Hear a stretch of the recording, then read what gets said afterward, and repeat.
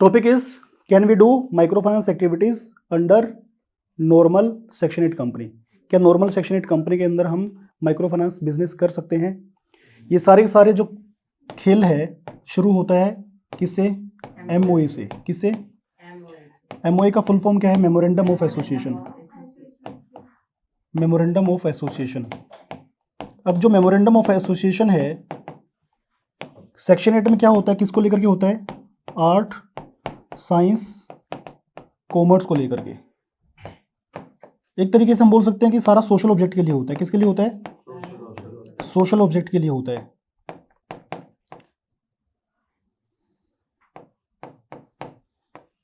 Section 8 जब normal company होती है तो इसका मतलब उसके अंदर माइक्रो फाइनेंस एक्टिविटी के बारे में मेमोरेंडम के अंदर मेंशन नहीं होता।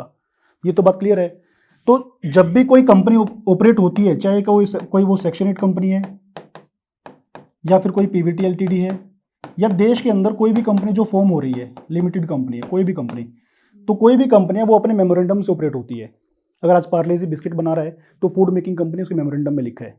लिबर्टी शूज़ बना रही है तो उसके मेमोरेंडम में लिखा है। बैंक है, अगर एचडीएफसी बैंक, एसबीआई की बैंक की बात करते हैं तो बैंक है तो उसके मेमोरेंडम में लिखा है कि वो लेंडिंग या फिर डिपॉजिट एक्टिविटी कर सकता है। तो सारा का सारा जो खेल है वो किससे शुरू होता है? मेमोरेंडम से। अब क्वेश्चन ये कि can we do micro finance work under normal section 8 company? तो आंसर इज नो, नहीं कर सकते, क्योंकि जब तक आपके मेमोरेंडम के अंदर माइक्रो फाइनेंस के बारे में मेंशन नहीं है तो आप काम नहीं कर सकते, लेंडिंग वर्क नहीं कर सकते। अब जो ऑब्जेक्ट है वो क्या होना चाहिए? माइक्रो फाइनेंस का जो ऑब्जेक्ट है वो क्या होना चाहिए? कुछ लोग कहते हैं, कुछ क्लाइंट कहते हैं कि भाई सर इसमें ना घुमा फिरा के लिखा हुआ है ना। बात क्लियर कट होनी चाहिए, घुमाने फिराने की बात नहीं होनी चाहिए। गोलमोल मेमोरेंडम नहीं होता। मेमोरेंडम क्लियर एंड स्पष्ट होता है। उसके अंदर ट्रांसपेरेंसी होनी चाहिए कि वो क्या वर्क के लिए बना है, बेसिकली वो कंपनी किस नेचर, किस प्रोडक्ट के लिए बनी है, किस सर्विस के लिए वो बनी है, वो क्या एक्टिविटी करेगी। तो अगर हम बात करते हैं नॉर्मल में, तो नॉर्मल में अपन काम माइक्रो फाइनेंस एक्टिविटीज का नहीं कर सकते। उसको हमें चेंज करना ही पड़ेगा, उसको ऑल्टर करना ही पड़ेगा और अपने पास कोई ऑप्शन नहीं है। अगर मैं क्लियर मेमोरेंडम की बात करूं तो क्लियर मेमोरेंडम क्या होना चाहिए?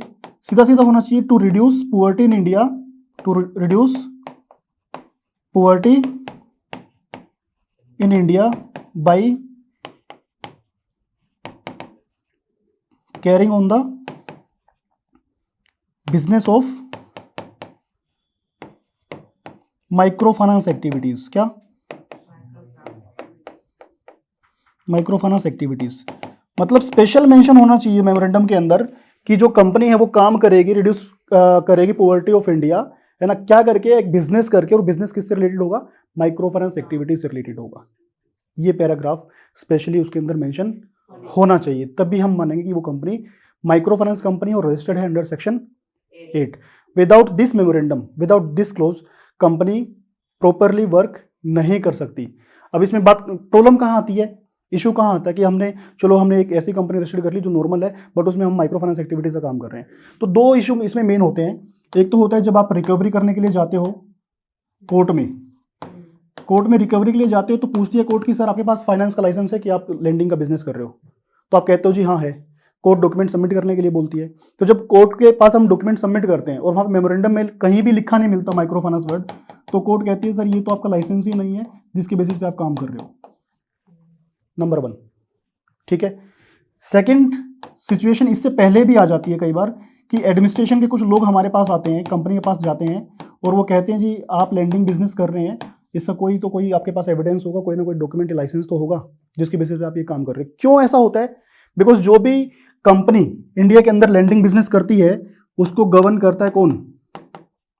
RBI, reserve bank of India. अब रिजर्व बैंक ऑफ इंडिया ने साफ साफ कहा है कि सेक्शन 8 माइक्रो फाइनेंस कंपनी काम कर सकती है, लेकिन सेक्शन 8 माइक्रो फाइनेंस हो तभी तो कर सकती है। अगर सेक्शन 8 माइक्रो फाइनेंस है ही नहीं तो वो काम नहीं कर सकती। तो आरबीआई गवर्न करता है। अब यहाँ पे एडमिनिस्ट्रेशन के कुछ लोग जाते हैं और लाइसेंस या डॉक्यूमेंट देखने के लिए कहते हैं, तो जब डॉक्यूमेंट का मेमोरेंडम देखते हैं, वो कंपनी मेमोरेंडम देखते हैं, तो वहाँ पे लिखा मिलता है साफ साफ normal object related to art, science, commerce. वहाँ पे लिखा ही नहीं है कि कंपनी माइक्रो फाइनेंस एक्टिविटीज करेगी, या फिर गोलमोल लिखा है, उससे क्लियर कट समझ में नहीं आ रहा है, इंटरप्रिटेशन क्लियर नहीं हो रही है कि वो कंपनी माइक्रो फाइनेंस का वर्क करेगी। ठीक है, तो इन दोनों इश्यूज में, दोनों ही पॉइंट्स में ये प्रॉब्लम आती है और ये दोनों ही मेजर प्रॉब्लम है, कोई छोटी प्रॉब्लम नहीं है। जब भी हमें पैसा देना आसान है, आज हम किसी को पैसा दे रहे हैं तो पैसा देना आसान है, लेकिन रिकवरी करना इतना आसान नहीं है, वो सबसे मुश्किल है, सबसे टिपिकल है। तो जब कोर्ट की बात आती है, हम लाइसेंस क्यों ले रहे हैं? आज हम लाइसेंस ले रहे हैं वो इसी पॉइंट ऑफ व्यू से कि कल को हमें प्रॉब्लम ना आए। नहीं तो काम हम पहले भी करते हैं, बहुत सारे लोग हैं जो पहले भी काम करते हैं, मनी लेंडिंग के लाइसेंस में लोग काम करते हैं। तो गोलमोल कैसे लिखा होगा? मतलब गोलमोल इस तरीके से लिखा होगा। गोलमोल लिखने का तरीका ये होता है कि इकोनॉमिकली, है ना, सेल्फ रिलायंट,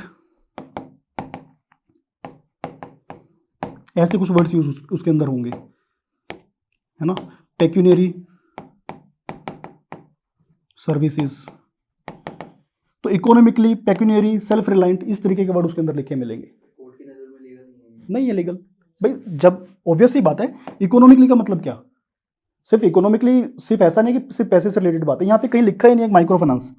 जब तक क्लियर कट वर्ड में माइक्रो फाइनेंस मेंशन नहीं है तो उसकी इंटरप्रिटेशन हम कुछ भी निकाल सकते हैं। इनकी इंटरप्रिटेशन कुछ भी हो सकती है। इंटरप्रिटेशन मतलब अर्थ, कोई भी अर्थ निकल सकता है। क्लियर कट कब होगा? जब स्पेशली माइक्रो फाइनेंस वर्ड लिखा है, इसमें इसकी इंटरप्रिटेशन क्या आ रही है? Micro finance means micro finance, clear ना, छोटे लोन, है ना। यहाँ पे कहीं आप एज्यूम कर रहे हैं इन वर्ड्स में कहीं लिखा आ रहा है कि भाई ये वर्ड ये छोटे लोन देगी, कहीं लिखा नजर आ रहा है? नहीं, इनकी इंटरप्रिटेशन आप करके देखो। इकोनॉमिकली का मतलब तो बहुत कुछ होता है ना। क्लियर, यहाँ पे लैंडिंग पर्पस एक्टिविटीज क्लियर नहीं हो रही है। और जब मेन ऑब्जेक्ट की बात कर रहे हैं, है ना, अदर ऑब्जेक्ट में ये बातें समझ में आती है, लिखी होंगी, लेकिन अदर ऑब्जेक्ट थोड़ी ना ऑपरेट करता है। मेन ऑब्जेक्ट, अदर ऑब्जेक्ट तो सबऑर्डिनेट होता है मेन ऑब्जेक्ट का, ठीक है। तो मेन ऑब्जेक्ट में जब तक माइक्रो फाइनेंस वर्ड मेंशन नहीं है, लैंडिंग एक्टिविटीज के बारे में मेंशन नहीं है, तो आप किस बेसिस पे उस कंपनी में काम कर सकते हो? नहीं कर सकते, है ना। तो अल्टीमेटली जब रिकवरी की बात आती है तो पैसा देना हमारे हाथ में होता है, लेकिन लेना हमारे हाथ में नहीं होता है। इस पॉइंट ऑफ व्यू से अपने को शुरू में ही हमें बेसिकली प्रॉपर लाइसेंस लेना चाहिए, ना कि हमें एक गोलमोल या फिर एक राउंड फिगर लाइसेंस लेना चाहिए, फिर नॉर्मल कंपनी में हम काम करना शुरू कर दें। ऐसा पॉसिबल नहीं होना चाहिए, ऐसा नहीं करना है आपको। क्लियर ये बातें। और दूसरा, एडमिनिस्ट्रेशन जब भी कोई पर्सन आएगा तो हम खुद कॉन्फिडेंस में हो कि नहीं हमारे डॉक्यूमेंट्स वैलिड एंड लीगल हैं, इसमें साफ क्लियर कट मेंशन है। क्योंकि बिजनेस हमारा कैरियर है। ऐसा नहीं है कि भाई बिजनेस आज हम कर रहे हैं तो 2 साल बाद 3 साल बाद उसमें यूटर्न लेंगे। यूटर्न लेने का वहाँ पे सवाल नहीं होता, बिकॉज हम उसमें टाइम वेस्ट नहीं कर रहे हैं, टाइम इन्वेस्ट कर रहे हैं, और पैसे से ज़्यादा कीमत टाइम की होती है। क्लियर। तो वहाँ पे रिकवरी की बात भी है और वहाँ पे एडमिनिस्ट्रेशन की बात भी है। कोई पर्सन आकर के हमें बोलता है कि नहीं आप तो वैलिड एंड लीगल डॉक्यूमेंट्स आपके पास है ही नहीं, तो आप काम किस बेसिस पे कर रहे हैं?